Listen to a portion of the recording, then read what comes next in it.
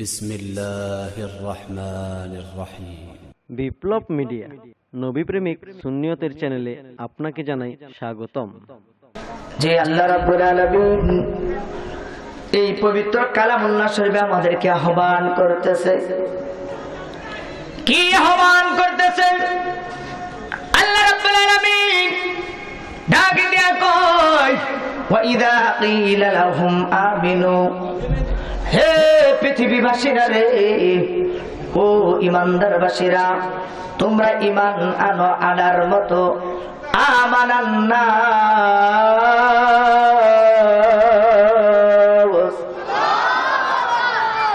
ডাক দিয়া কয় ঈমান আনো আনার মতো।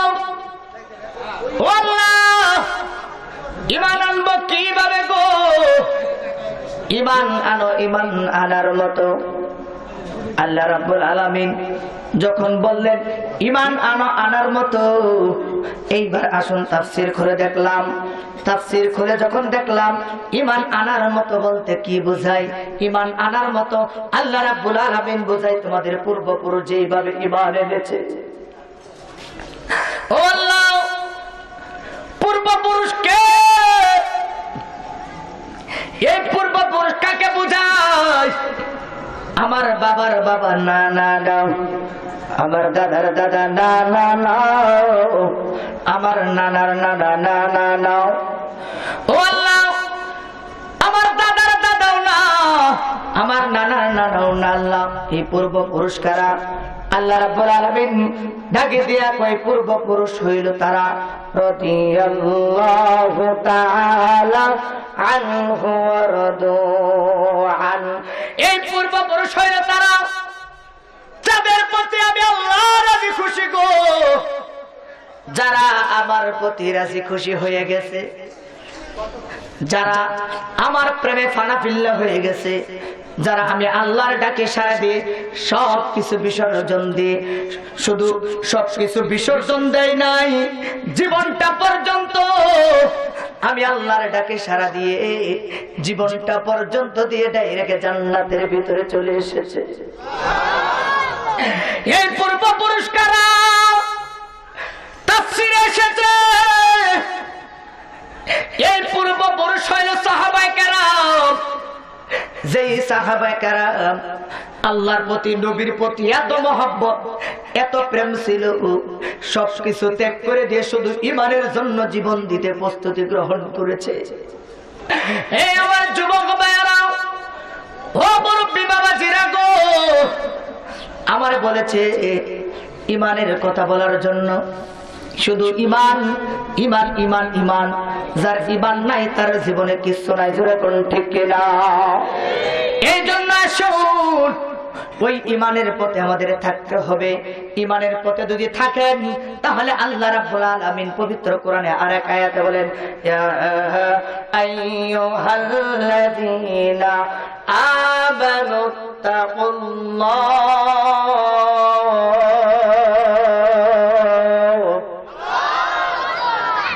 হে ঈমানদারের দল, তোমরা আমি আল্লাহকে ভয় করো।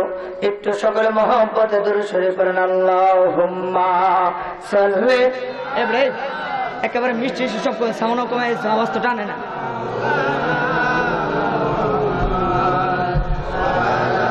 কি যে করে বুঝে না।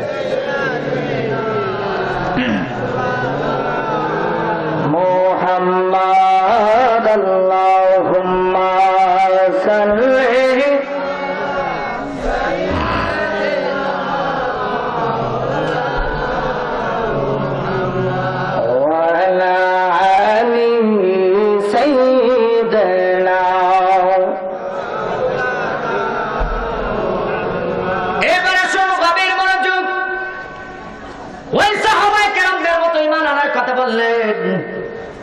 যে সাহাবায়ে কেরাম ঈমানের দিক দিয়া এত শক্তিশালী ছিল গো, যে সাহাবায়ে কেরাম ইমানের আহ্বান যখন করা হয়েছে, মাকে জিনিস, বাবাকে জিনিস, ছেলেকে জিনিস, মেয়েকে জিনিস, বিবিকে জিনিস, সবকিছু ত্যাগ করে দিয়ে নবীর দরবারে এসে ডাকে দিয়া কই, ইয়া রাসূলুল্লাহ, আল্লাহর জন্য আপনি ডাকে দিয়েছেন গো নবীজি, সবকিছু ছেড়ে দিয়ে আপনার দরবারে হাজির হয়েছি। ইয়া রাসূলুল্লাহ, ও নবীজি, ও মায়ের নবী গো, কেন আমাদেরকে আপনি ডাকে দিলেন? এইবার আমার নবী ডাকে দিয়া কই, আল্লাহর পক্ষ থেকে আহ্বান এসেছে, তোমাদেরকে যুদ্ধের মাঠে যেতে হবে। যুদ্ধের মাঠে যাইয়া জীবনটাকে যুদ্ধের মাঠে বিলীন করে দাও। ইসলামটাকে জিন্দা করতে হবে, তবে ইসলামের অপমাননা সহ্য করা যাবে না। এক সাহাবী ডাকে দিয়া কই, ইয়া রাসূলুল্লাহ, নবী গো, ও মায়ের নবী গো, আপনার চেহারা মোবারকের দিকে তাকাইয়া, ইয়া রাসূলুল্লাহ, জীবনের সব কিছু ত্যাগ করে দিলাম গো নবী, শুধু আপনার চেহারার দিকে তাকাইয়া আল্লাহকে খুশি করার জন্য গো নবী। আমার নবী ডাকে দিয়া কয়, হে পাগল, তুমি ইসলামের জন্য কি করেছো? এই সাহাবী, এই পাগল সাহাবী ডাকে দিয়া কয়, ইয়া রাসূলুল্লাহ, ও গো নবী গো। এইবার সাহাবীটা এইভাবে কাপড়টা আলগি দিলেন, কাপড়টা এইভাবে সিরা, কাপড়টা এইভাবে কইরা বুকটা দেখায়। আমার নবী ডাকে দিয়া কয়, হে পাগল, তোমার বুকের মাঝে এত ক্ষত বিক্ষত কেন গো? ডাকে দিয়া কয়, ইয়া রাসূলুল্লাহ, নবী গো, হে বড় করুণ কাহিনী গো নবী, আমি আমার জবান দিয়ে বলতে পারবো না। ও গো নবীজি, ওই কাফের বেঈমানেরা আমি যখন ঈমান আনলাম, ওই কাফের বেঈমানেরা আমার ওরা দুই হাতে ধরলো। ওই কাফের বেঈমানেরা আমার ডান হাতের তালার মাঝে গাছের সাথে একটা প্যারাক লাগাইলো গো নবীজি, আবার ডান হাতে একটা প্যারাক লাগাইলো। ডান হাত আর বাম হাতে, দুই হাতে দুইটা প্যারাক এইভাবে লাগাই রাখছে গো নবী। এইবার লোহাটা গরম করে আমার কপালের মাঝে লাগাই দিল গো নবী। এইবার পাগলটা ডাকে দিয়া কই, নবীজি, ও গো নবী গো, আমি সেই পাগল, যেই পাগলকে হাজার নির্যাতন জুলুম করেছে। আমার নবী কয়, এই পাগল তোমার বুকের চামড়াগুলো এমন হইয়া রয়েছে কেন? ডাকে দিয়া কয়, নবীজি, ওরা আমার দুই হাতে প্যারাক লাগাইলো গো নবীজি, আমার কপালের মাঝে লোহা গরম কইরা দিল গো নবীজি। এরপরে ওরা আমার ডাকে দা বলল, তুই কি ঈমান ছাড়বি নাকি আরো নির্যাতন তোরে করব? এইবার এই পাগলটা ডাকে দিয়া বলে, এ বেঈমানের দল, জীবনে সবকিছু ত্যাগ করতে পারি, যেই নবীর মহব্বত, যেই আল্লাহর প্রতি ঈমান এনেছি, প্রয়োজনে জীবন দিব রে। হাতের মাঝে প্যারাক লাগাইছো, কোনো দুঃখ নাই, দুই হাতে প্যারাক লাগাইছো, কোনো দুঃখ নাই, শুধু ব্যথা পাই। তবু আল্লাহর নাম, নবীর নাম ছাড়তে তোমরা কইও না। সব দিতে পারি, কিন্তু এই নাম ধরা যায়, এই নাম সেকেন্ডের ভিতরে ছাড়া যায় না। এইবারে পাগলের দল, পাগলের দলের রে, তোরা আমারে কত নির্যাতন করবি? কপালের মাঝে আমার কপাল থেকে রক্তগুলো জমিনে, দাড়ি মোবারক গুলো বাইয়া বাইয়া জমিনে রক্তগুলো পড়তেছে। এইবার কাফেরেরা ডাকে দেয়া কহিরে, ওর পায়ের মাঝে পাত, ওর দুইটা হাতের মাঝে বাইন্দা নে। বাইন্দা কি করব? এইবার ওই পাগল রে বানলেন, বান্দার পর রে আব্বাজির আমার এইবার একটা গুড়া ডাকলেন, গুড়ার পিঠের মাঝে এই পাগলের গলার মাঝে রশি লাগাইয়া এইবার গুড়াটারে চাবুক লাগাইতে শুরু করলেন। এই গুড়াটারের দিকে যখন চাবুক লাগাইছে রে, গুড়াটা একটা ধরে দিছে গো, পাথরের আঘাত লাগিয়া এই পাগলটার বুকের চামড়া গুলো ছিঁড়ে গেছে। এই পাগলে পিঠের চামড়া গুলো ছিঁড়া গেছে রে। এই পাগলটা শুধু আল্লাহ আল্লাহ বইলা কান্দে। এই পাগল পাথরের উপর দিয়া ঘোড়াটারে দৌড়াইয়া যখন কাফেরের কাছে আবার আনলো, এইবার পাগলে একেবারে বেহুশ অবস্থায় পাগলের শরীরের হাড্ডি বাইঙ্গা পর্যন্ত হাড্ডিগুলো জমিনে বের হয়ে গেছে, রক্তগুলো জমিনে বের হচ্ছে রে। এই পাগলটারে দুই সাইড ধরে দইরা এইভাবে দাঁড়া করলো।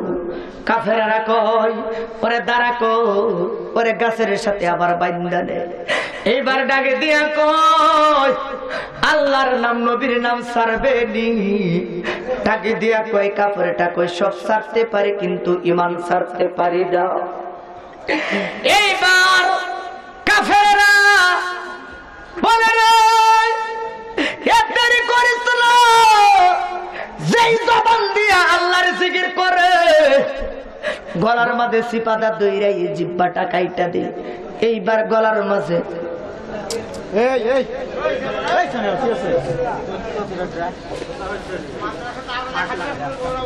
এখানে কি হচ্ছে ভাই? কোন সমস্যা এখানে? এখানে সমস্যা আছে কোনো? সকালে বলেন আল্লাহু আকবার, জোরে বলেন আল্লাহু আকবার।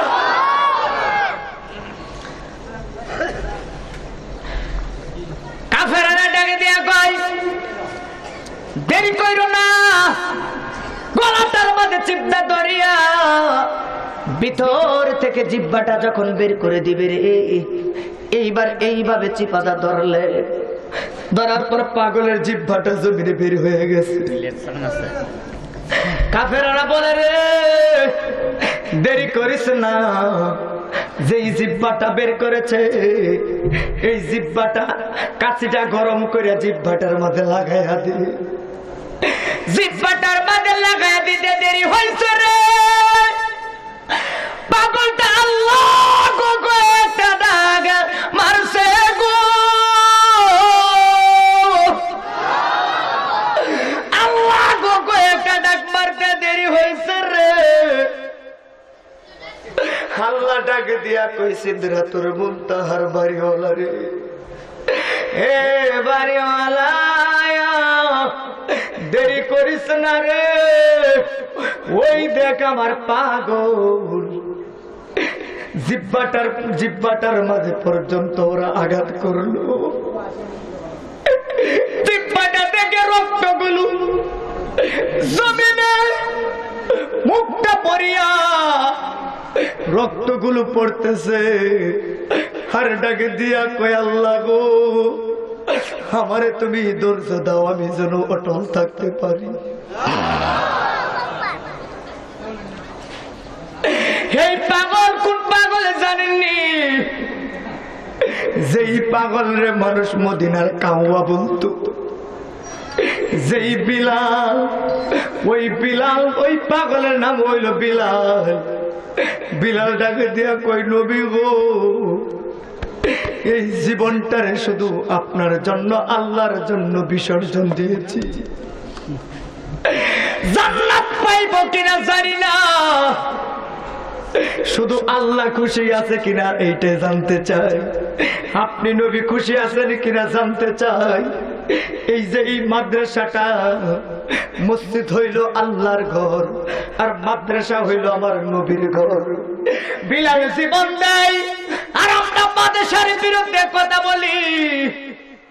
বিলালে এত নির্যাতন জুলুম সহ্য করলো, আল্লাহ এই দিকটা ডাকি দিয়া কয় ওয়াইদা কিলা লাহুম আমিনু কামা আমানান নাস।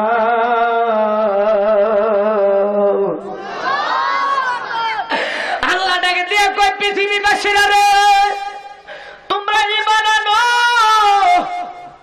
ওই পাগলদের মতো ঈমান আনো যেই পাগলরা জীবন দিতে প্রস্তুতি গ্রহণ করেছে।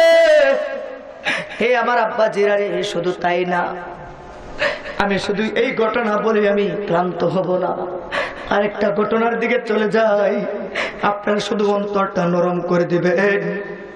এই দিকটা হযরত এই বিলাল, এই পাগল বিলাল আমার নবী বলেন, বিলাল রে বদরের যুদ্ধ শুরু হয়ে যাচ্ছে রে বিলাল, বদরের যুদ্ধ হবে, আমি নবী নিজেই সেনাপতি হইয়া বদরের যুদ্ধে যাব। আমার সঙ্গী সাথী কে কে যুদ্ধের মাঠে যাইতে চায় তুমি একটু আযানের মাধ্যমে এলান দিয়া দাও।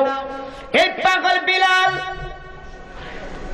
আযানের মাধ্যমে মানুষদেরকে আহ্বান করলেন। এইবার হঠাৎ করে তখন যখন এই আহ্বান শেষ করলো, সাহাবায়ে কেরাম দলে দলে নবীর সাথে যুদ্ধে যাবে, যুদ্ধের মাঠে যাইয়া জীবন দিবে। ওই সময় বদরের যুদ্ধের প্রস্তুতি চলছে। কিতাবের মধ্যে এসেছে ছোট্ট একটি বাচ্চা, ছোট্ট একেবারে মাসুম একটি বাচ্চা, আমার যদি ভুল হয় আল্লাহ দেন আমাকে ক্ষমা করে দেয়।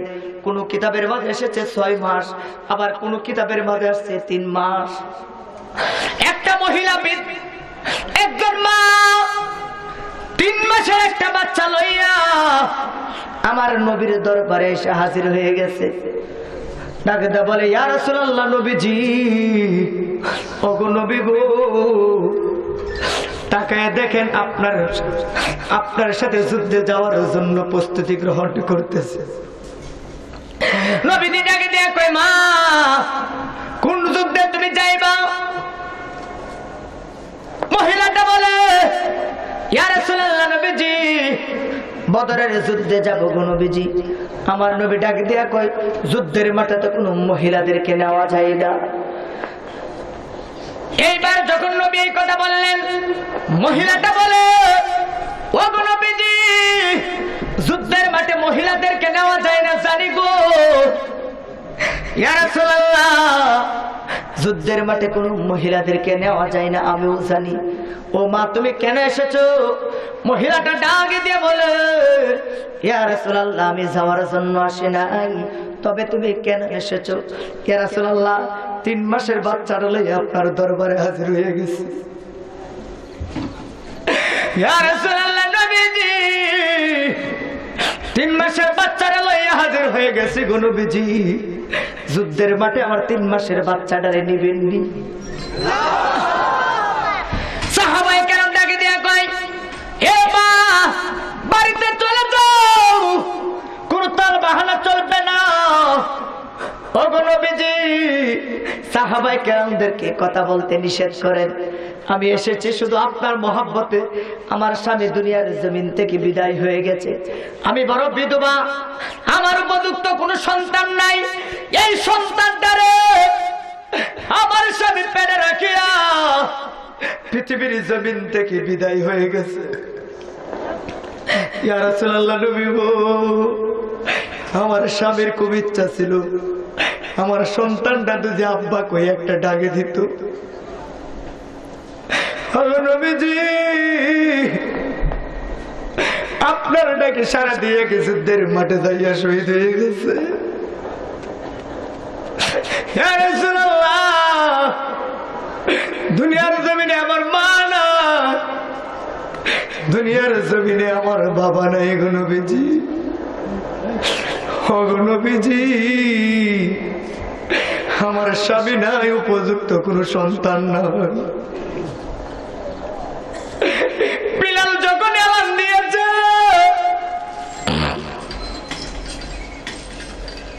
বিলাল যখন এলান দিয়েছে যুদ্ধের মাঠে যাওয়ার জন্য গো নবীজি, কলিজাটা মানে না। ইয়া রাসূলুল্লাহ, কি লয় আপনার দরবারে হাজির হবো গো নবীজি? এই 3 মাসের বাচ্চা তার আমার কোনো সম্বল নাই। ওগো নবী, আমার এই 3 মাসের বাচ্চাটারে আপনি জীবেননি। আমার নবী ডাকে দিয়া কয়, মা গো, তোমার এই বাচ্চা 3 মাসের বাচ্চা যুদ্ধের মাঠে তরোয়াল ধরতে পারবে না। তোমার এই 3 মাসের বাচ্চা যুদ্ধের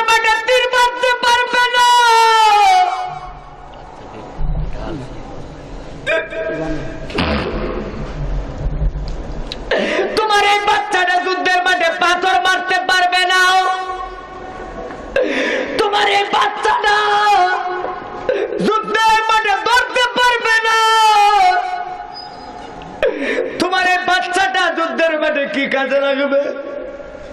মহিলাটা ডাকে দেয়া কয়, নবীজি আমি জানি আমার বাচ্চাটা যুদ্ধের মাঠে তরোয়াল ধরতে পারবে না, তীর মারতে পারবে না।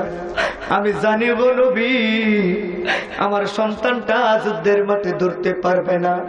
ইয়া রাসূলুল্লাহ, নবী গো আমার সন্তানটা যা পারবে যুদ্ধের মাঠে সবাই পারবে না। নবীজি ডাকে দিয়ে বলে, মা তোমার সন্তানটা যুদ্ধের মাঠে কি পারবে? ইয়া রাসূলুল্লাহ, নবীজি আমার সন্তানটা যুদ্ধের মাঠে এত শক্তি দেখাইতে পারবে, কেউ দেখাইতে পারবে না। তো কি শক্তি দেখাইতে পারবে? মহিলাটা বলে, ইয়া রাসূলুল্লাহ আপনি শুধু ধরবেন, আমার সন্তানটা বাকি শক্তিগুলো নিজের শক্তি দিয়ে গ্রহণ করবে। সাহাবায়ে কেরাম অবাক হয়ে গেল। সাহাবায়ে কেরাম মহিলাটার প্রেম দেখে, মোহাম্মত দেখে নবীর প্রতি অবাক হয়ে গেল। আল্লাহু আকবার।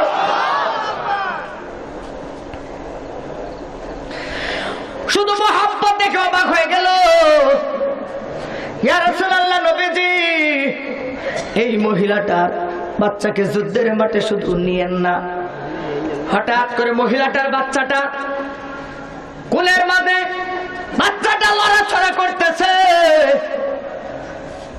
মহিলাটা ডাকে দেয়া কয়, ইয়া রাসূলুল্লাহ আমার বাচ্চাটা যেইভাবে যেমন শক্তি নিয়ে লড়াচড়া করতেছে, ইয়া রাসূলুল্লাহ আমার বাচ্চাটা মনে হয় আপনার দিকে তাকায় কিছু বলতে চায়। ইয়া রাসূলুল্লাহ তাকায় দেখে আমার বাচ্চাটা কেমন ছটফট করতে দেখে নবীজি। এইবার নবীজি বাচ্চার চেহারার দিকে তাকাইলো। তাকায় দেখে রে বাচ্চাটার চেহারা নবীর চেহারা মোবারকের দিকে তাকাইয়া ছোট্ট মাসুম বাচ্চার চোখ দিয়া জোর জোর করে পানি ঝরতেছে। আমার নবী এমন এক নবী ছিল যে নবী গাছের ভাষা বুঝতেন, ঠিক কিনা? আমার নবী মাছের ভাষা বুঝতেন, চন্দ্র সূর্যের ভাষা বুঝতেন। আমার নবী মরা গাছের কথা বুঝতেন। আমার নবী রাস্তাতে গিয়ে গাছ বৃক্ষলতা তরুলতা সালাম দিতেন। আমার নবী সেই সালাম শুনতেন এবং সালামের জবাব গ্রহণ করত। ছোট্ট বাচ্চাদের চেহারার দিকে তাকাইলো। তাকায়া দেখে রে বাচ্চাটার চোখ দিয়ে জোর জোর করে পানি ঝরতেছে। নবীজি ডাকে দিয়ে বলে, কিরে সাহাবীরা, বাচ্চাটার চোখ দিয়ে কি সুন্দর মতন দেখ পানি ঝরতেছে। বাচ্চারা চোখের ভাষায় নবীজিকে বুঝাই দিল, ইয়া রাসূলুল্লাহ নবী গো আমার আব্বা যেমন আল্লাহর জন্য পাগল, আপনার জন্য পাগল, আমার মা যেমন আপনার জন্য পাগল, ইয়া রাসূলুল্লাহ আমি মাসুম বাচ্চা হয়েও আপনার জন্য পাগল। ইয়া রাসূলুল্লাহ নবীজি আপনি বলেছেন আমার গায়ে শক্তি নাই গো নবীজি, আমার একবার যুদ্ধের মাঠে নিয়ে দেখেন গো নবী গো আমার গায়ে শক্তি আছে না নাই। ছোট্ট বাচ্চার মুখের ভাষা শুনিয়ে চোখের ইশারায় ভাষা বুঝে আমার নবী অবাক হয়ে গেলেন। এইবার আমার নবী সাহাবায়ে কেরামদেরকে ডাকে দিয়ে কই, এ সাহাবীরা রে, এই বাচ্চার ভাষা পৃথিবীর কেউ বুঝে নাই, এই বাচ্চার ভাষা আমি নবী বুঝেছি।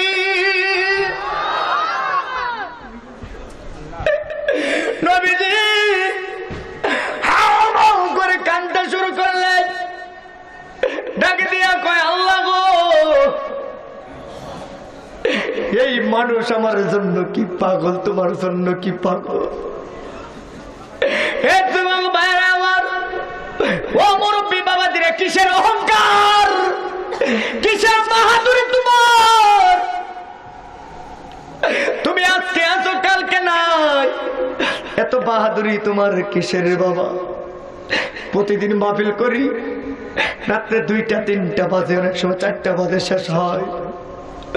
গত রাতের সারা রাত মাহফিল শেষ করে সারা রাত গাড়ির মাঝে, যখন গাড়ির সিটের মাঝে মাথাটা ফালাইয়া চিন্তা করে, আরে এই জীবনটা কত নিষ্ঠুর, যখন আজরাইল এসে হাজির হয়ে যায় পৃথিবী কেউ রাখতে পারবে না।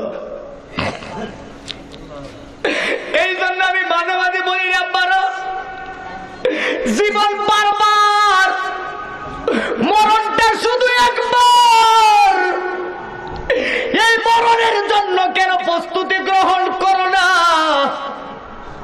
এই মহিলাটার কথা এখানে রাখলাম, শুধু যুদ্ধের মাঠে এমন শক্তি দেখাইব, ডাকে দেয়া কই ইয়া রাসূলুল্লাহ শুধু আমার বাচ্চারে আপনি ধরবেন, বাকি শক্তিগুলো আমার বাচ্চাই দেখায় দিব। যুদ্ধের মাঠে আমার বাচ্চার গায়ের শক্তি আছে না। এই দিক দিয়ে আরেকটা প্রেমের খেলা শুরু হয়ে গেল। একটা বাচ্চার বয়স 8 বছর, আরেকটা বাচ্চার বয়স হলো 10 বছর। আল্লাহু আকবার। কষ্ট হচ্ছে আপনাদের? যেরকম কষ্ট হচ্ছে কেন? আল্লাহ বললেন ওয়াইযা ক্বিলা লাহুম আমিনু কামা আমানান নাস।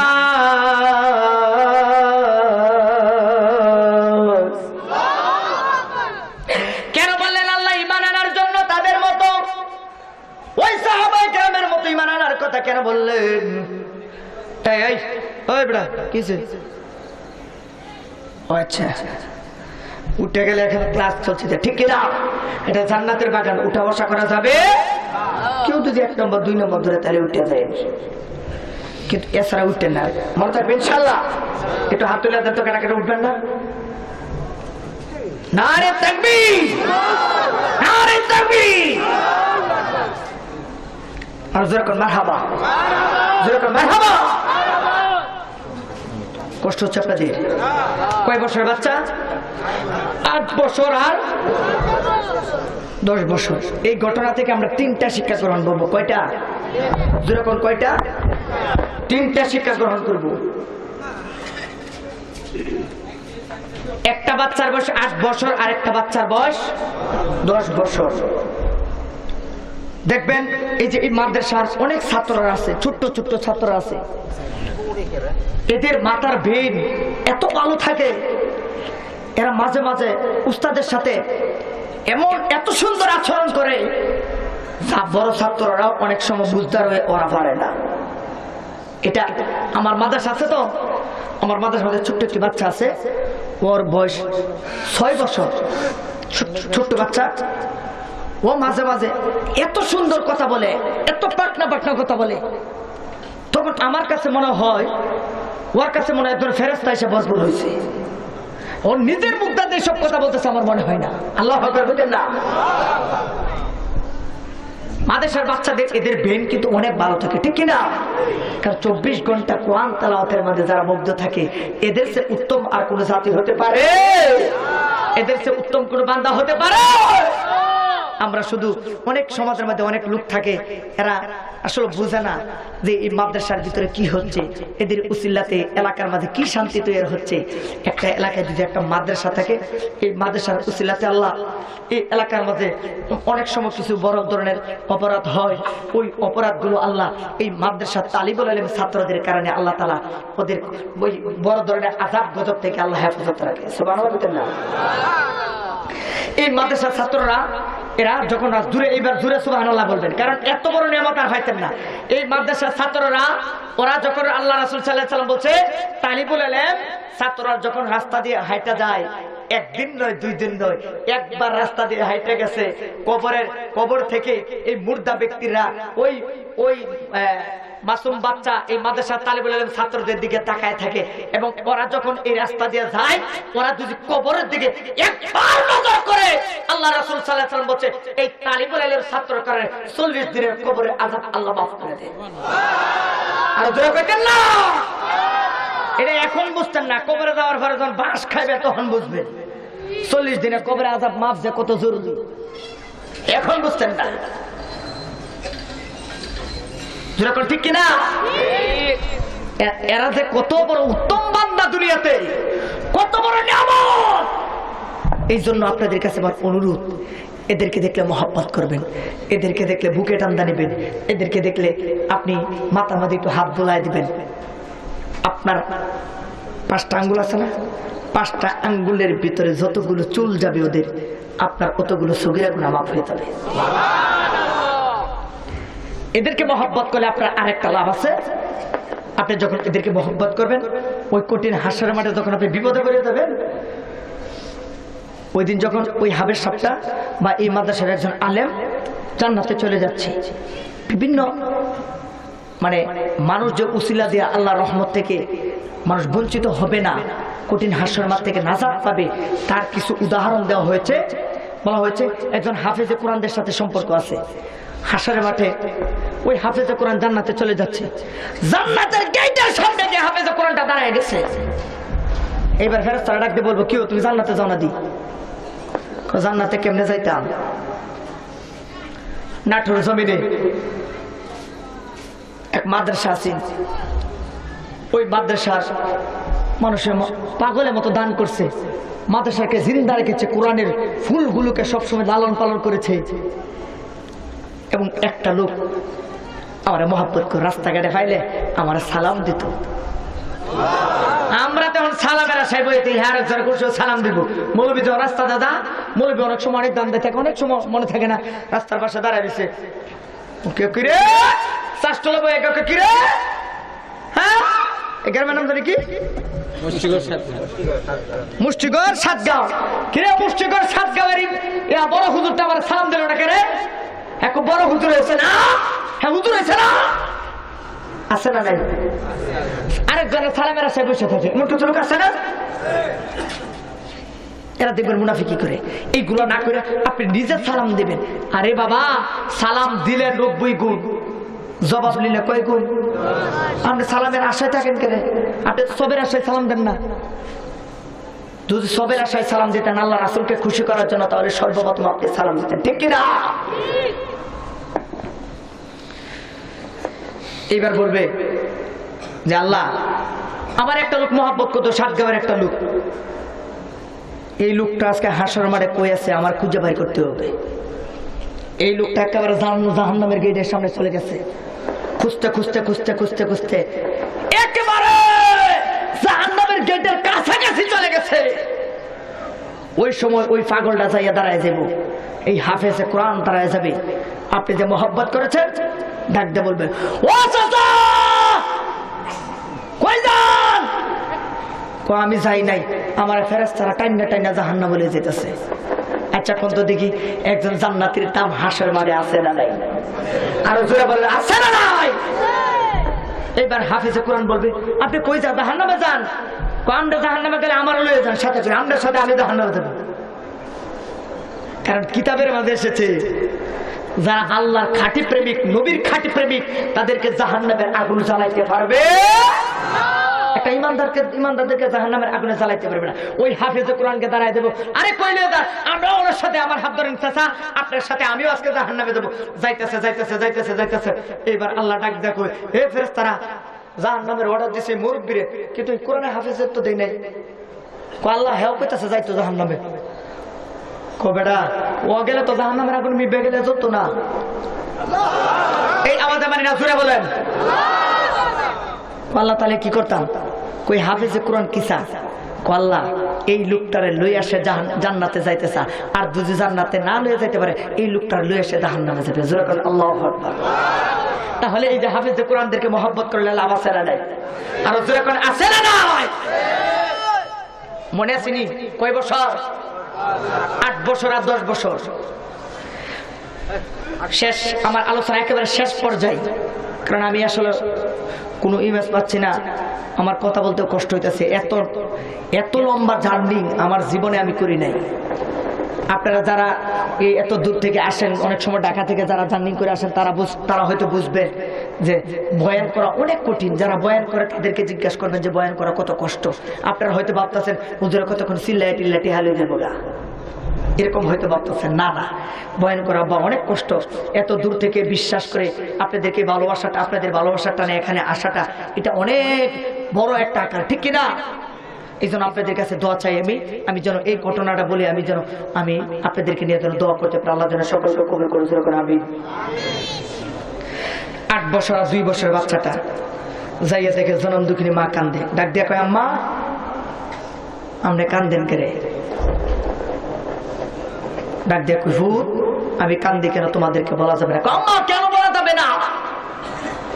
বিলাল এলান দিয়েছে বদরের যুদ্ধে নাকি আমার নবী নিজেই সেনাপতি হয়ে যাচ্ছে। তোমার আব্বা তো যুদ্ধের মাঠে যাইয়া শহীদ হয়ে জান্নাতে চলে গেছে, আর আমার ঘরে কোনো উপযুক্ত কোনো সন্তান নাই।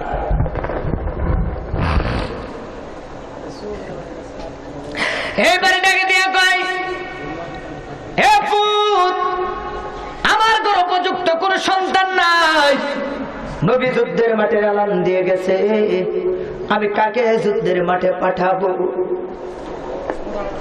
কয় আম্মা গো, কাকে পাঠাবেন মানে গো, আমরা দুইটা ভাই তো এখনো জীবিত আছি পৃথিবীর জমিনে। ডাকে দিয়া কয়, ফুল, মাসুম বাচ্চাদেরকে যুদ্ধের মাঠে নেওয়া হয় না। দুইটা ভাই ডাকে দিয়া কয়, আম্মা, আপনার কদমে হাত রাখলাম, আপনার চোখের পানি আমাদের সহ্য হয় না, আপনি শুধু অনুমতি দেন, নবীর দরবারে যাইয়া যুদ্ধের অনুমতি না নিয়ে আপনার দরবারে ফিরে আসবো না।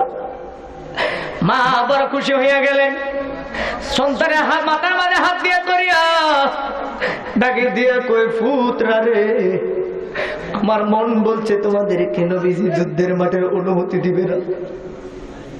দুইটা ভাই মার লইয়া নবীর দরবারে চলে গেল। ডাকে দিয়া কয়, ইয়া রাসূলুল্লাহ, নবী গো,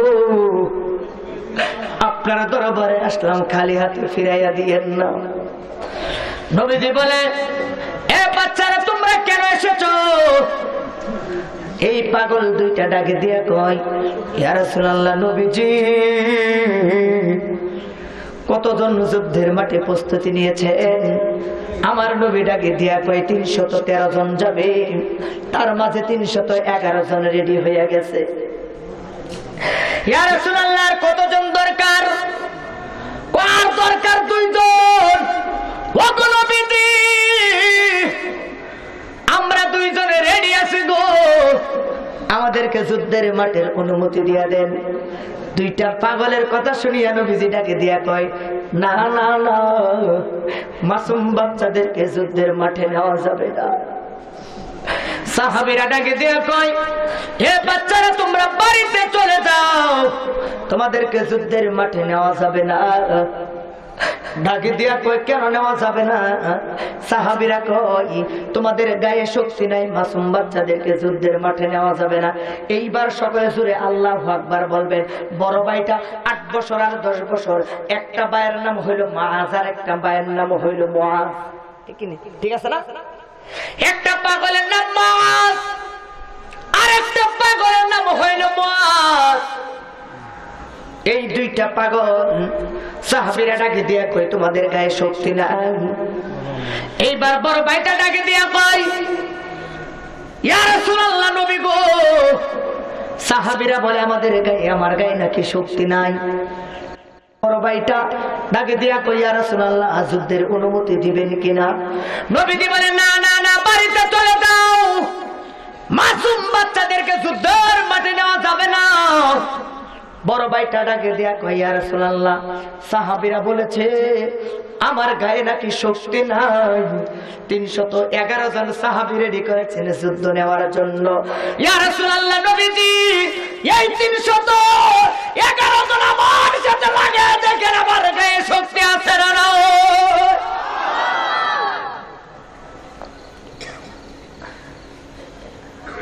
সাহাবীরা ডাকে দিয়া কই, ইয়া রাসূলুল্লাহ, নবী গো, এই পাগল বলে কি, ছোট্ট বাচ্চা বলে কি, 10 বছরের বাচ্চার সাথে বলে 311 জন লাগায় দেখতে, গায়ে শক্তি আছে না নাই?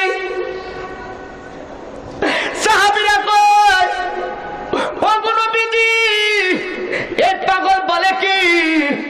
উমরে ফারুক ডাকে দিয়া কয়, এইবার আরো জোরে আল্লাহু আকবার বলেন। এখন না কথা না বললেন, ইমানি পাওয়ারটা শুধু দেখেন যে কেমন ইমান আনার কথা বললেন। 10 বছরের বাচ্চারা উমরে ফারুক যখন বললেন, উমরে ফারুক ডাকে দিয়া কয়, এ বাচ্চা তাল বাহানা কইরো না, বাড়িতে চলে যাও, তুমি মাসুম বাচ্চা, তুমি বাড়িতে যাইয়া মার সেবা করো, তোমার গায়ে শক্তি নাই। 10 বছরের বাচ্চা এইবার উমরের দিকে চোখটা রাঙায় তাকায় ডাকে দিয়া কই, নবীজি, 310 জন বাদ, এখন 310 জনের সাথে লাগতে চাই না, 310 জন বাদ, এইবার টার্গেট শুধু 1 জন। কয়জন টার্গেট? উমরে ফারুক কই 310 জনের বাদ দিলাইছে, তার মানে এবার আমার টার্গেট করছে। আল্লাহু আকবার। ডাকে দিয়া কই ইয়া রাসূলুল্লাহ 310 জন বাদ, 310 জন বাদ, শুধু কয়জন এখন টার্গেট? জোরে কর না, একজন টার্গেট। উমরে ফারুক কয় না জানি রে, এই বাচ্চারা না জানি আমারে দৌড়া লাগে। এইবার উমরের দিকে আঙ্গুলটা এইভাবে ঘুরাইয়া ডাকে দিয়া কই ইয়া রাসূলুল্লাহ, সাহাবীদের মাঝে সবচেয়ে লম্বা হইল আপনার এই সাহাবী হযরতে ওমর। ইয়া রাসূলুল্লাহ, শক্তির দিকটা হইল হযরতে ওমর। ইয়া রাসূলুল্লাহ, বিচারের দিকটা হইল সবচেয়ে শক্তিশালী বিচারক হযরতে ওমর। এই বিচারকের সাথে আমি লাগতে চাই। ইয়া রাসূলুল্লাহ, এই বিচারক বলেছে আমার গায়ে নাকি শক্তি নাই, এই ওমরের ফারুকের সাথে আমি লাইকা দেখা দিতে চাই আমার গায়ে শক্তি আছে নাই। ইয়া রাসূলুল্লাহ, এই ওমরের ফারুককে আমার সাথে লাগান। ওমরের ফারুকের মাঝখান দিয়ে টান্না ছিঁড়ে নেব। আল্লাহু আকবার। ওমরের ফারুক কই ইয়া রাসূলুল্লাহ, নবী গো, এই পাগলটা বলে কি গো নবীজি, 10 বছরের বাচ্চা আমারে বলে মাঝখান দিয়ে ছিঁড়ে লাইব। ইয়া রাসূলুল্লাহ, কেড়ে আঙ্গুলটা বাড়ি দিলে দুনিয়া থেকে বিদায় হয়ে যাবে। আমার মনে মনে কয় না না, কোন যা ওর ইমানের পাওয়ার এমনও আছে, ডান যদি গুড়া একটা মাইরে দেয় তাহলে আমার মন টিগিরে যাইব। আল্লাহু আকবার বলেন না। উমরে ফারুক ডাক দিয়া কয় নবীজি, এই পাগলটারে যুদ্ধের মাঠে কাজে লাগতে পারে, ওরে অনুমতি দিয়া দেন। নবীজি উমরের কথাই এই বড় ভাইটারে অনুমতি দিলেন। ছোট্ট ভাইটার কাছে যাইয়া ডাকে দেয়া কয় বাইরে, আমারে অনুমতি দিছে তোমারে দেই নাই। নবীজি বলেছে তুমি বাড়িতে চলে যাওয়ার জন্য। ছোট্ট ভাইটা ডাক দেয়া কয় ভাই, তোমারে দিল, আমারে কেন দিল না, শুধু তোমার মুখ থেকে শুনতে চাই। বাইরে আমি 311 জন সাহাবীদের দিকে লক্ষ্য করে বলেছিলাম, সাহাবীরা যখন বলেছিল আমাদের গায়ে শক্তি নাই, সাহাবীদেরকে বলেছিলাম আমার সাথে লাগার জন্য। লাস্টে আমি বলেছিলাম উমরকে, বলছিলাম এ উমর, তুমি আমার সাথে লাইগা দেখো আমার গায়ে শক্তি আছে না নাই, শক্তি আছে না নাই দেখায় দিতাম চাই, তোমার মাঝখান দিয়ে ছিড়লাম। উমর বাইরে ভাই আমাকে বড় শক্তিশালী মনে করেছে। এ ভাই, আমাকে বড় শক্তিশালী মনে করেছে আমার ভাই। ও বাইরে, উমরের শক্তিশালী মনে করে আমার সাথে লাগে নাই। নবীরে বলেছে ইয়া রাসূলুল্লাহ, এর যুদ্ধের অনুমতি দিয়ে দেন, যুদ্ধের মাঠে কাজে লাগবো। এইবার ছোট্ট ভাইটা ডাকে দিয়া কয় বাইরে, আমারে বুঝি দেয় না। না না, ছোট্ট ভাইটা যাইয়া নবীজির কাছে বলে নবীজি, আমার বাইরে অনুমতি দিলেন, আমারে কেন দিলেন না? ইয়া রাসূলুল্লাহ, মার কাছ থেকে 2টা ভাই একসাথে যুদ্ধের অনুমতি নিয়ে আসলাম। ওগো নবীজি, আমার অনুমতি যদি না দেন মার দরবারে কি জবাবে দিব? যখন নবীজি মার কাছে বলছে গো মা, তুমি কাঁদো না, তুমি কাঁদো না, আমরা বাবা হারাই তুমি সন্তান, তুমি স্বামী হারা বিধবা মা, তোমার কান্না আমাদের সহ্য হয় না। ও আম্মা গো, আম্মার দিকে তাকায় যখন আমি বললাম নবীর দরবারে যাচ্ছে, অনুমতি নিয়ে আসবো। ইয়া রাসূলুল্লাহ, নবীজি মা হাসি খুশি বিদায় দিয়েছে। যদি যুদ্ধের মাঠের অনুমতি নিয়ে যাইতে পারি মা বড় খুশি হয়ে যাবে গো। না লয়ে গেলে মা যদি কুলাঙ্গার সন্তান বইলা ডাক দিয়ে আমার জীবনের কোনো দাম নাই। নবীজি তারে বললেন তুমি বাড়িতে চলে যাও, তোমার মা তোমাকে কিছু বলবে না, তোমার মাকে আমি বুঝাই বলবো। এইবার এই পাগল সন্তানটা আর পাগলের মতো হাউমাউ করে কাঁদতে শুরু করলেন। ইয়া রাসূলুল্লাহ, নবীজি বুঝেছি যুদ্ধের অনুমতি দিবেন না, না দিলে গো নবীজি এইবার আমার ভাইয়ের মতো আঙ্গুলটা বাঁকা করতে হবে। যেরকম আল্লাহু আকবার। পায়ের মতো আঙ্গুলটা বাঁকা করতে হবে। ইয়া রাসূলুল্লাহ নবীজি যেই ভাইকে খলিফাতুল মুসলিমিন ওমর ভয় পেয়েছে, ইয়া রাসূলুল্লাহ ওমর ফারুক মনে করেছে আমার ভাই বড় শক্তিশালী। নবীজি আমার বাইরে বড় শক্তিশালী মনে করে আমার বাইরে আপনি অনুমতি দিয়ে দিয়েছেন উমরের কথাই।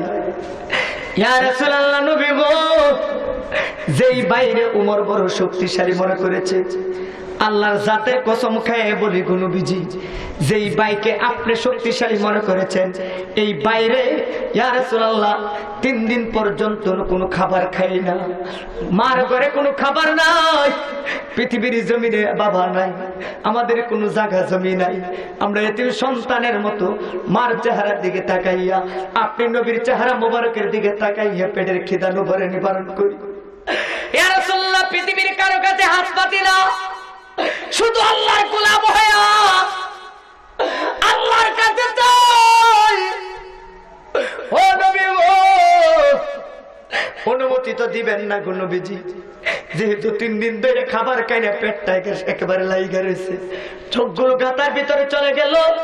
ইয়া রাসূলুল্লাহ মনে করতেছেন গায়ে শক্তি নাই। ইয়া রাসূলুল্লাহ যেই উমরে ফারুক আমার বড় ভাইকে ভয় পেয়েছে গো নবীজি, এইবার সকলে ডান হাত তুলে আল্লাহু আকবার বলবেন। এই কথাটা বলার পর তাকে দেয়া কয়, ইয়া রাসূলুল্লাহ নবী গো, 3 দিনের অনাহার এতিম সন্তান হইয়া আপনার দরবারে এসেছি মার কদমে ধইরা কথা দিয়া। নবীজি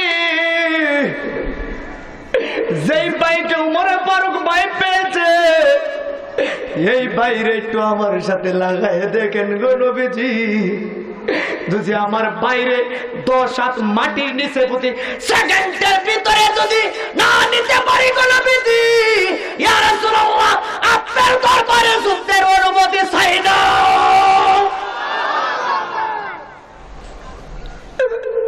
ইয়া রাসূলুল্লাহ নবী গো, তারপরে মার দরবারে খালি ফিরত যেতে চাই না। ইয়া রাসূলুল্লাহ আপনি না বলেছেন মা খুশি থাকলে আল্লাহ খুশি, আপনি নবী খুশি।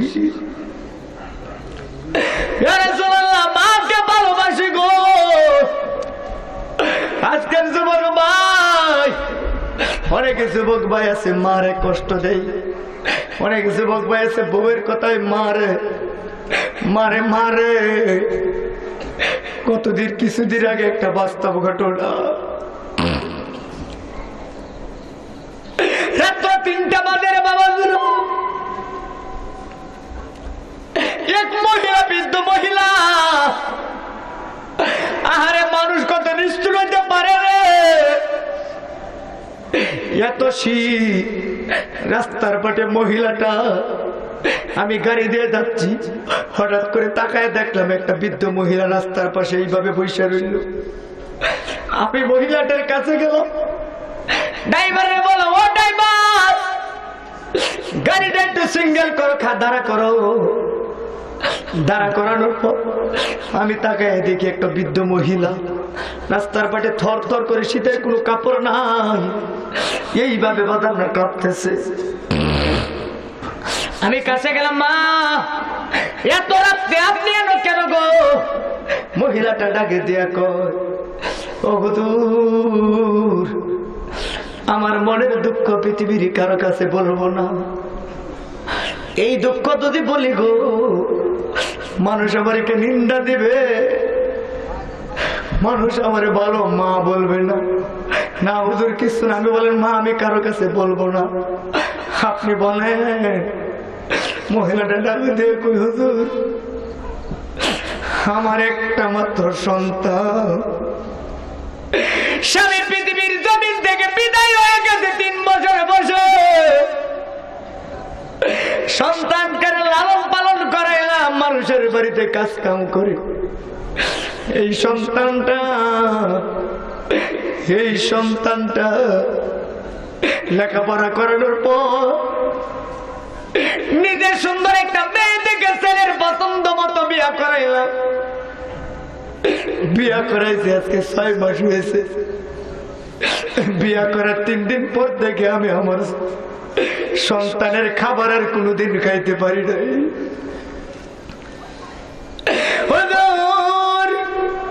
আমার কোনো খাবার দেই না, বিবি যা কথাই করে গো। আজকে রাত্র 12টার সময় বিবির কথায় আমার সন্তান আমার ঘর থেকে বের করে রাত্রে 12টার পরে মানুষ যেন না দেখে এই জায়গার মাঝে নিয়ে আমার ফালায়াত হয়ে গেছে। আর আমারে বলেছে আমি যেই দিকে পারতাম ওই দিকে যাইতাম, আমার সন্তানের বাড়িতে যেন না যাওয়ার জন্য।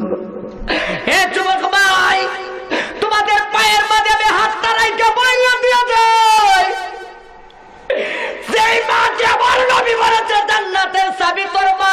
আল্লাহু আকবার। এই মারে কষ্ট দিও না,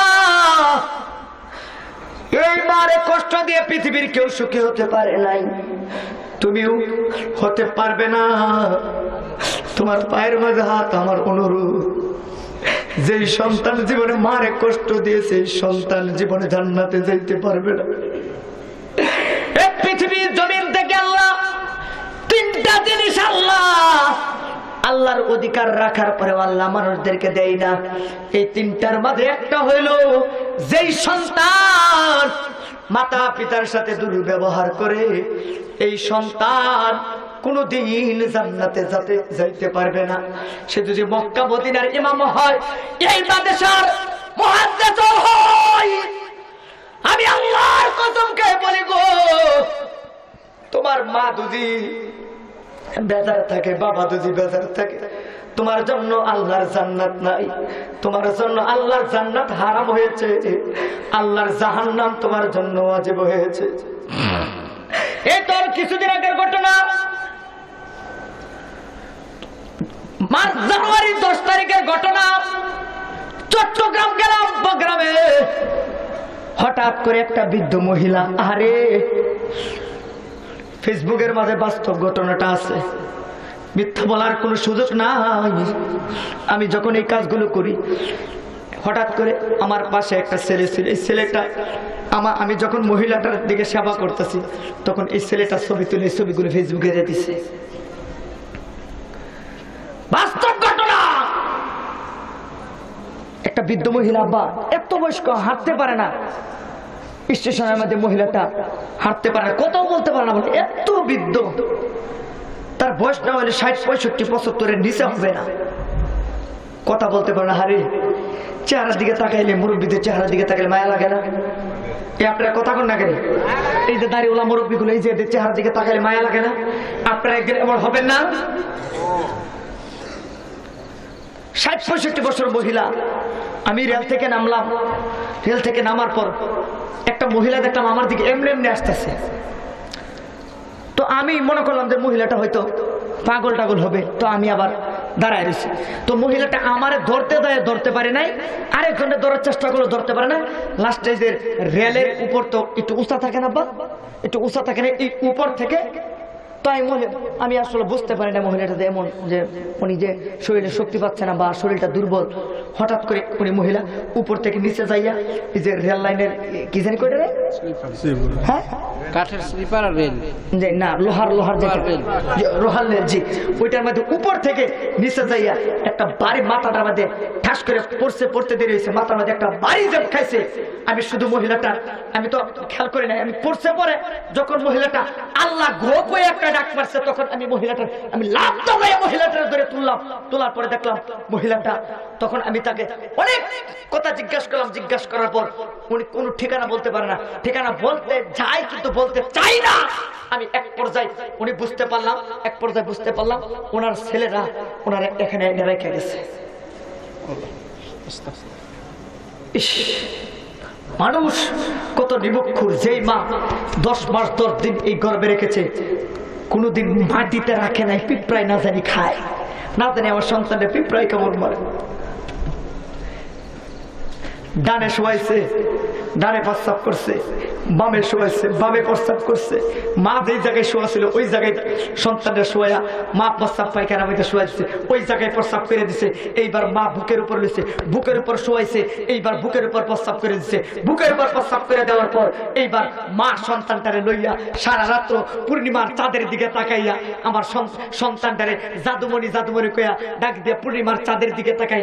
এইভাবে 1 বছর নয়, 2 বছর নয়, 4 বছর যে মা কষ্ট করেছে, নিজের সুখ শান্তিগুলো বিসর্জন দিয়ে সন্তানটারা লালন পালন করেছে। আর ওই সন্তান মারে ঘর থেকে বাইর করে রাস্তায় ফেলে দেয়। আছে না নাই? আর যেরকম আছে না নাই? কষ্ট হচ্ছে আপনাদের না? এইবার এই বাচ্চাটা ডাক দিয়া কয়, নবীজি, ও গো নবীজি, মার কদমে দুনিয়া কথা দিয়ে আসলাম।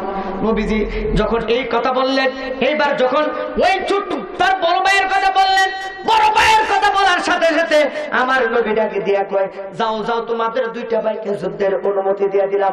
এইবার 2টা ভাই একটা ধরে মার কাছে চলে গেলেন।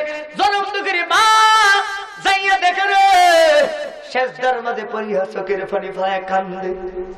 ডাকে দেখে, আম্মা। পিছন দিকে দিয়ে তাকায় দেখেন আপনার জাদুমণি চলে এসেছে।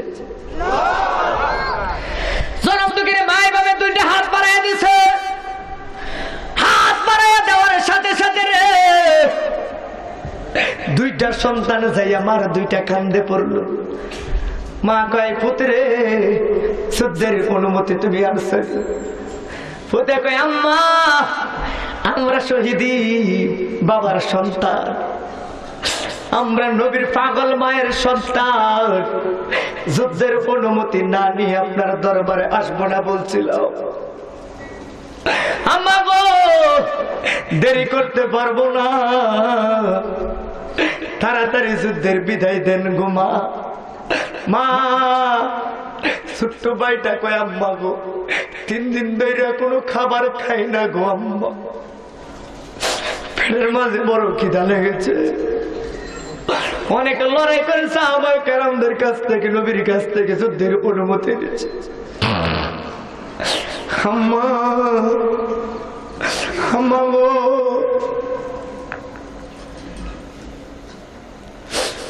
ও আম্মা, শেষবারের মতো খাবার দিবেননি আম্মা? আর কোনদিন খাবার চাইব না, বাকি খাবার গুলো জান্নাতের ভিতরে চাইয়া খাইব গো আম্মা। আম্মা,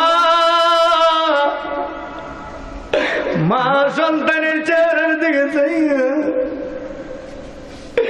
যুবক বাইরে মুরব্বী বাবা জিয়ারে অন্তরটা নরম করে দাও। মা ডাকে দেয়া কই, পুত্রে, ঘরের ভিতরে পানি ছাড়া আর কোনো খাবার নাই। ছোট্ট ভাইটা ডাকে দিয়া কই, আম্মা গো, আম্মা, খাবার না থাকলে কোনো সমস্যা নাই, আপনার মুখের একটু লালা মুখের মাঝে দিয়া দে, আপনার মুখের লালা খাইলে মাগো বলতে পারবো শেষবারের মতো মার মুখের লালা খাইয়া আসছি। ডাকে দিয়ে কই, আম্মা গো, নবীজি বলেছে যুদ্ধের প্রস্তুতি গ্রহণ করতে গো আম্মা। কি নিয়ে যুদ্ধের মাঠে যাবো? ঘরের মাঝে কি আছে দেন। মা ডাকে দেয়া কই, পুত্রে, ঘরের মাঝে কিছু নাই। মা ডাকে দেয়া কই, তুমি একটু অপেক্ষা করো, তোমরা, আমি তোমাদের জন্য যুদ্ধের প্রস্তুতি আনতেছি। ঘর থেকে বের হইয়া মা ঘরের পিছন থেকে রে খাজুই গাছের 2টা ডাগা কাটলেন। আয়সা ডাকে দেয়া কই, পুত্রে, এই লো তোমাদের জন্য 2টা খাজের ডাগার তরোয়াল বানাইয়া দিলাম। এ পুত, ঘরের মধ্যে লোহা নাই, লোহার তরোয়াল নাই, ঘরের মাঝে কোনো টাকা দেড়হাম কোনো কিছুই নাই। কি দিয়া তোমাদেরকে যুদ্ধের প্রস্তুতি দিব গো? হে পুত, এই যে খাজের ডাকঘর তরোয়াল দিলাম, এই খাজের ডাকঘর তরোয়াল লোহার তরোয়ালের চেয়ে 1000 গুণে কাজ করবে। এই তরোয়াল পাইয়া দুইটা ভাই মাসুম বাচ্চারে একটা দৌড় মারলেন। দৌড়টা মারিয়া কিতাবের মাঝে এসেছে 70 থেকে 80 গজ দূরে যাইয়া দাঁড়ায় গেছে দুইটা ভাই। একটা ভাই আর একটা বাইরে চেহারার দিকে তাকাইয়া কয়, বাইরে আজকে তো জনমের মতো মার কাছ থেকে চলে যাচ্ছি। আরে 10 মাস 10 দিন এই মায় আমরা গর্বে যে অবস্থায় রক্ত মাংস খাইয়া আমরা বাবে আইলাম ভাই। ওই সেই মারে রাইকাই আমরা রে,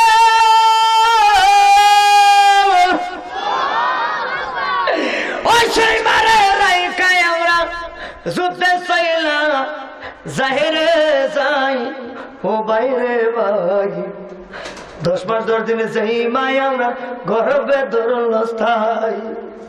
আর 10 মাস 10 দিনে সেই মায় আমার গর্বে ধরল ছাই। রে বাইরে ভাই সেইবারে রাইকায়াত যুদ্ধে চইলা যাই। ও বাইরে ভাই তাকাইয়া দেখে রে ভাই জনম দুঃখিনী মায়েরে কেমনে হায়রে সন্তানের লাগা কাঁদিয়া কাটায়। ভাই তাকাইয়া দেখে রে শাড়ির আঁচলটা কাপড়ের আঁচলটা মা এইভাবে কামড়টা দইরা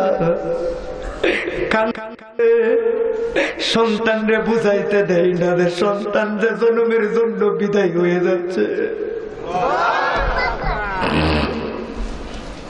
মা চোখের পানি পানি কান্দেরি। যুবক বাইরে ও আব্বাজিরারে আমি জানি না কার মা নাই গো, তোমার মা কবরে যাইকে তোমার দিকে তাকায় রয়েছে গো। আমার সন্তান সাতগাঁও মাহফিলে গেছে আজকে, মাহফিলে গেছে চোখের পানি পানি কানবো। আমার কাছে আল্লাহর কাছে ফরিয়াদ করব, আল্লাহ গো আমার মারে মাফ কইরা দাও।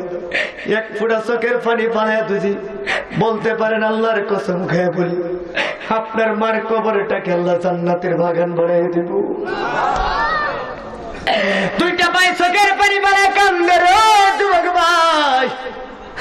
একটা ভাই আরেকটা বাইরে দিকে চাইয়া কয়, বাইরে দেখ রে মা কেমনে কান্দে গো।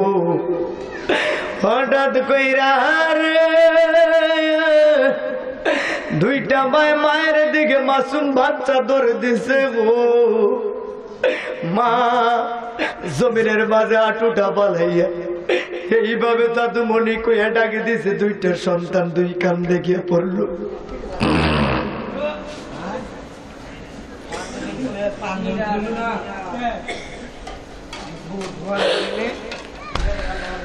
আল্লাহ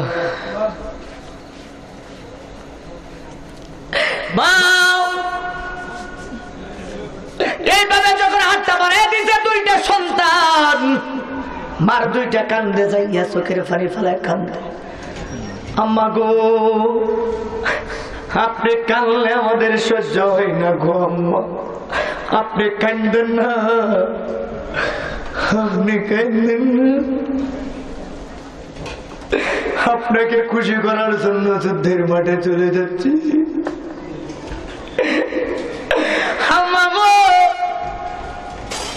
আল্লাহর রাস্তায় গেলে তুমি খুশি হইবা, নবীর রাস্তায় গেলে জীবন দিলে তুমি খুশি হইবা। এই জন্য তো যুদ্ধের মাঠে যাচ্ছে গো আম্মা। কান্দেন না, কান্দেন না। ছোট্ট ভাইটা ডাকে দিয়া কয় বাইরে,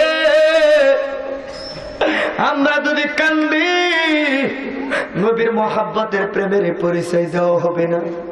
একটা দৌড় দিয়া বিদায় হয়ে গেল রে। যুদ্ধের মাঠে চলে গেল। যুদ্ধের মাঠে যাইয়া দুইটা ভাই, একটা ভাই আর একটা বাইরের দিকে পরামর্শ করে, এ ভাই, নবীর সাহাবীরা যুদ্ধ করবে যুদ্ধের মাঠে গো, আমরা যুদ্ধ করব রাস্তার মাঠে। রাস্তার মাঝে কার সাথে যুদ্ধ করবি ভাই? ও ভাই জানোস না কার সাথে যুদ্ধ করবো? আমার নবী শেষদা মুবারকের মাঝে গেছে।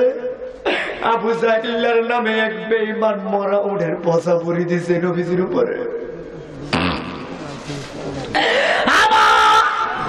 নবীজি নামাজও দাঁড়াইছে,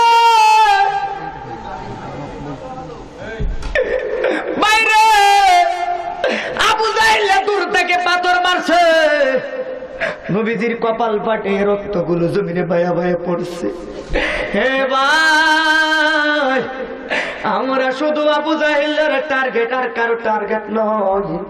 বাইরে তুই কি আবু জাহিলের চিনস নাকি? ছোট্ট ভাইটা কয় না, আমি চিনি না। এইবার হঠাৎ করে তাকায় দেখে একজন সাহাবী, যেই সাহাবীটার নাম হইল আব্দুর রহমান। ওই আব্দুর রহমান ওই সাহাবীর কাছে যাইয়া দুইটা ভাই বলে, ও সাহাবী গো, আবু জাহিল নামে ওই কাফেরটারে আপনি চিনেননি? ডাকে দিয়া কয়, হ চিনি। তোমরা আবু জাহিল্লার দিক কি করবা? আবু জাহিল্লার দিক কি করবো তা এখন বলবো না, তবে একটা কথা যাই না রাখেন, আজকের পরে যদি আবু জাহিল্লা পৃথিবীর জমিনে বাইচা থাকে, আজকের পরে আবু জাহিল্লা যদি বাইচা থাকে আমরা থাকবো না। আর যদি আমরা বাইচা থাকি, আবু জাহিল্লার মুখ আজকের পরে পৃথিবীর কেউ আবু জাহিল্লার মুখ দেখবে না। হাত করে বলেন আল্লাহু আকবার। গায়ের শক্তি নাই, মানে শক্তি আর কথা কয় না।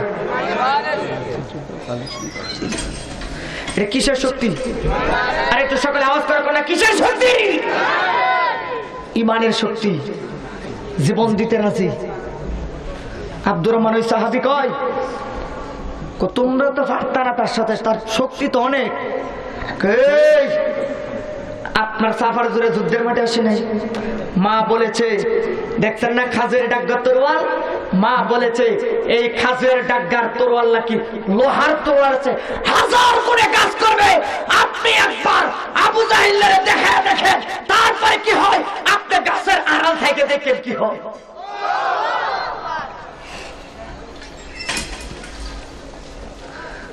আব্দুর রহমান সাহাবী কয়, অবস্থা তো ভালো বোঝা যাইতেছে না, এরা দুইটা মনে হয় কিছু একটা আবু জাহিল করবো আজকে। এই দুই বাচ্চার ইমানি পাওয়ার দেখে আব্দুর রহমান সাহাবী কয়, মনে হয় আজকে একটা কিছু হইব আবু জাহিল। যা করছে খুদা, তারা ইমানের জোরে মার দলে মাঠে নামে গেছে। আজকে যা করছে খুদা, আজকে আবু জাহিল দেখায় দিই, দেখি দুইটা বাচ্চা কি করে। জোরে এখন আল্লাহু আকবার। এইবার যতবার আল্লাহু আকবার বলবেন, ডান হাত তুলে আল্লাহু আকবার বলবেন। যদি আল্লাহু আকবার না বলেন তাহলে আমি মনে করবো আপনার ইমানটা দুর্বল। এইবার বাচ্চাদের ইমানি পাওয়ারটা দেখেন, কেমন ইমান নিয়ে জীবন যাপন করি। টাকা আছে, ধন আছে, ধন সব কিছু আছে, কিন্তু আল্লাহর ডাকে সাড়া দিতে মন চাই না। আছে না নাই? অন কথা কইতেন না, অন কথা বলে নিজের উপর পড়বো, লিগে কথা কর না। হে পৃথিবীর মালিক কে? এই কথাটা মনে রাখেন। আব্দুর রহমান সাহাবী ডাক দিয়ে কয়, আমি যখন তাকায় দেখি ছোট্ট দুইটা ভাই খাজের ডাকগর তরোয়াল নিয়ে প্রস্তুতি দিতেছে। একটা ভাই আর একটা ভাইয়ের সাথে খেলা করতেছে। আর কয়, ভাই কখন আসবে আবু জাহিল? গায়ের রক্ত শুধু গরম হয়ে যাচ্ছে। এ ভাই কি করবো বুঝতেছি না। এইবার আব্দুর রহমান ওই সাহাবীর দিকে তাকায় ডাক দিয়ে কয়, ও আব্দুর রহমান ওই সাহাবী, আপনি কি বলবেন না আবু জাহিল কখন আসবে? আব্দুর রহমান সাহাবী ডাক দিয়ে কয়, তোমরা অপেক্ষা করো, মনে হয় কিছুক্ষণের ভিতরে আবু জাহিল এই রাস্তা দিয়ে আইসা বদরের যুদ্ধ যাবে।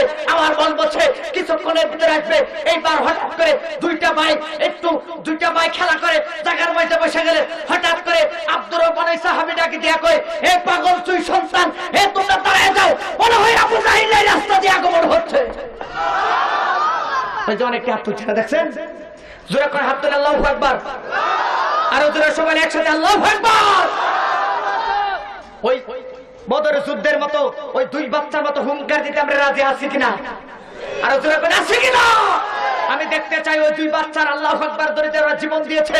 আর শুধু আজকের আল্লাহু আকবার দরিতে এই মাঠটাকে ডাইরেক্ট জান্নাতের বাগান হিসেবে কবুল করতে চাই। এই জন্য সকলে আমার ডান হাত ধরে বলেন আল্লাহু আকবার।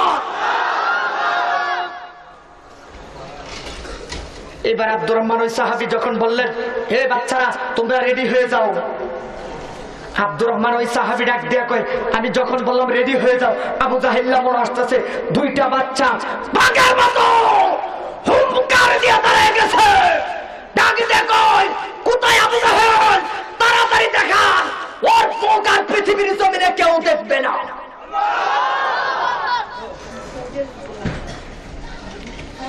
আব্দুর রহমানের সাহাবী কয়,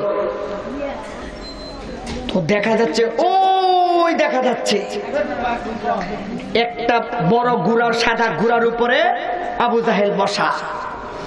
কিসের উপরে বসা? একটা বড় ঘোড়ার উপরে, ঘোড়া দৌড়াইয়া এই দিকে আসতেছে, তার হাতের মাঝে তরোয়াল আছে। তাকায় দেখো তোমরা, ছোট্ট দুইটা ভাই সিংহের মতো তরোয়ালটা বের করে সিংহের মতো ধরতে শুরু করলেন। সামনে যাইয়া দাঁড়ায় গেছে। ছোট্ট ভাইরা ডাক দিয়ে কয়, ভাই আবু জাহিল তো ঘোড়ার উপরে, এই ঘোড়ার উপর থেকে আবু জাহিলরা কি করে নামাবো? বড় ভাইটা ডাক দিয়ে কয়, ভাই কি করে একটা বুদ্ধি বাইর কর। ছোট্ট ভাইটা কয়, ভাই বুদ্ধি আমার কাছে আছে, একটা আইছে। কি বুদ্ধি ভাই? তুমি যাইয়া আবু জাহিলের সামনের দুইটা ঘোড়ার ঠ্যাং আছে না, মা যে তরোয়াল দিছে, মার তরোয়ালটা বাইর করার পর যখন আবু জাহেল আসবো, তুমি তরোয়ালটা রেডি রেখো। আবু জাহেল এই দিক দিয়ে যাইবো আর ঘোড়ার সামনে দুইটা ঠ্যাং কাটতে দিবা। বড় ভাইটা কয়, ভাই খাজুর ডাক্তার তরোয়ালে কি ঘোড়ার ঠ্যাং কাটবো? ও ভাই মা বলেছে এই খাজের ডাক্তার তরোয়াল লোহার তরোয়ালের চেয়ে 1000 গুণে কাজ করবে। ভাই আজকে মার কথা কতটুকু পাওয়ার আছে আমরা আজকে প্রমাণ করতে চাই। ও ঠিক আছে ভাই, তোর কথায় একমত। এই কথাটা যখন বললেন, বলার সাথে সাথে এইবার ডাক দিয়া কর, ভাই তুই রেডি হয়ে যা। যখন তুই ঘোড়ার সামনে দুইটা ঠ্যাং কাটবে, ঠ্যাংটা কাটার পর তরোয়ালটা জমিনে রেখে তুই সুরে শুধু আল্লাহু আকবার বলবে। আবু জাহিল্লা ঘোড়ার উপর থেকে পড়তে দেরি হবে, আমি তার দেহ থেকে কেল্লাটা আলাদা করবো। এইবার কিতাবের মধ্যে এসেছে আবু জাহিল্লার ঘোড়াটা আস্তে আস্তে আস্তে আস্তে একবার 10 বছরের বাচ্চাটার সামনে দিয়ে চলে যাচ্ছে। শুধু বড় ভাইটা তরোয়ালটা ঘাট থেকে টান দেয়, এইভাবে বের করলেন। বের করে শুধু আল্লাহু আকবার বলে একটা কূপ দিতে দেরি হয়েছে।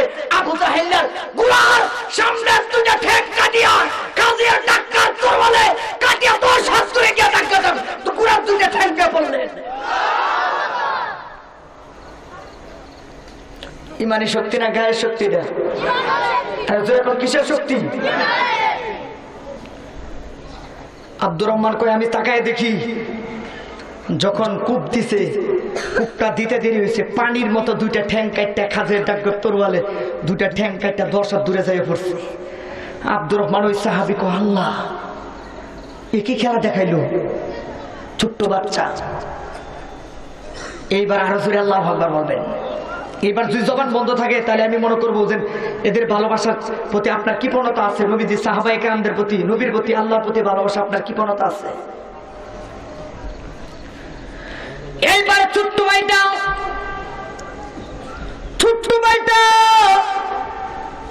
যখন দেখলেন বড় ভাই কুপে দিয়া গো আবু জাহিল্লার ঘোড়ার দুইটা ঠ্যাং আলাদা কইরা দিলেন। ডাকে দিয়া কয়, ভাই তুই দেরি করিস না, জমিনটা তরোয়ালটা জমিনে ফালাই যাও। জমিনের মাঝে তরোয়ালটা ফালাইয়া তুই জোরে আল্লাহু আকবার করে দে। আবু জাহিল্লারে সেকেন্ডের ভিতরে আমি দুনিয়া থেকে বিদায় করতেছে।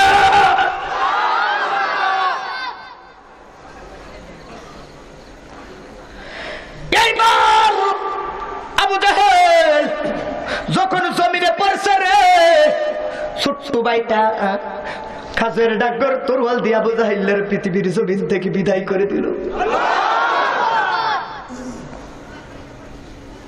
এইবার আরো করুণ ঘটনা রে বাবাজির আমার, আবু জাহেল বিদায় হয়ে গেছে রে। আবু জাহেলের একটা সন্তান ছিল, পিছন দিক থেকে আয়েশা দেখে রে, আয়েশা দেখে তার বাবারে পৃথিবীর জমিন থেকে বিদায় করে দিছে। যখন ডান হাত তুলে ছোট্ট ভাইটা 8 বছরের বাচ্চাটা এইভাবে তরোয়ালটা ধরে রাখলেন যে ইসলাম হইল আমাদের হাতে, কোনো মুনাফিক বেঈমানদের হাতে নয়। ইসলাম জিন্দা করব, জীবন দিব, শুধু আল্লাহু আকবার বলতেছে। পিছন দিক থেকে আয়েশা, আবু জাহেলের ছেলেটা আয়েশা একটা কোপ দিছে রে, ছোট্ট ভাইটা 8 বছরের বাচ্চার ডান হাতের মাঝে।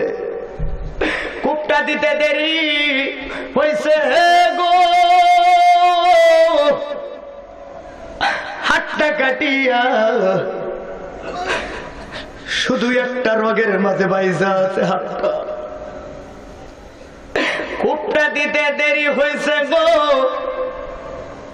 এতিম সন্তান 8 বছরের বাচ্চা কি বুঝে রে বাজান, ইসলাম ছাড়া আর কিছুই বুঝতে চাই না। তবুও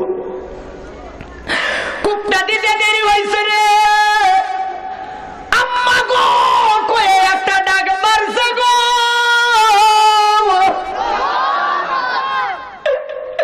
আমার নবী ডাকে দিয়ে কই, আমার এই পাগল যে হাতটা কাটার বর্জন আম্মা যে কয়ে একটা ডাক মারছে। ওই দিন আল্লাহর আরশ পর্যন্ত থর থর করে কেঁপে উঠেছে। জনম দুঃখিনী মায়া সেজদার মানে তাকিয়া সন্তান যুদ্ধের মাঠে বিপদে পড়েছে, জানছেন কে আগে? এই পৃথিবীতে সন্তান বিপদে পড়বে, পৃথিবীর সব মানুষ জানার আগে জানে আগে কে?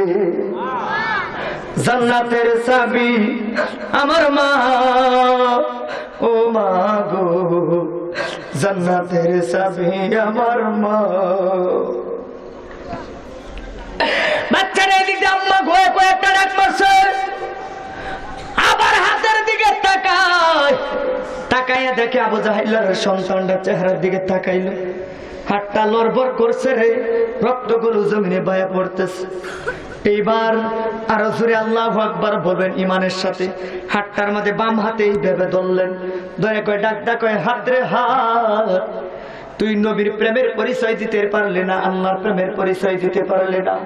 মার হাত ধরে এই হাত দিয়ে কথা দিয়ে সালাম, যুদ্ধের মাঠে আজকে যারা আসবে কাউকে জীবিত অবস্থায় বাড়িতে ফিরানো যাবে না।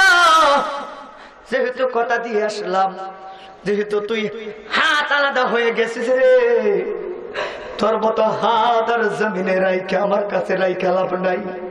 এইবার হাতটা বাম হাতে এইভাবে দইরা বাম পায়ের নিচে রাইখা একটা টান্না সিরা এইভাবে কয় হাত, আল্লাহর পরিচয় তুই দিতে পারলে না, তোর মতো হাত আমার কোনো দরকার নেই।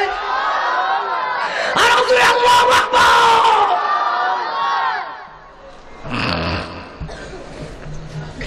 এই জন্য আল্লাহ রাব্বুল আলামিন বলেছেন, ওয়াইযা কিলা লাহু আমিনু কামা আমানান নাস।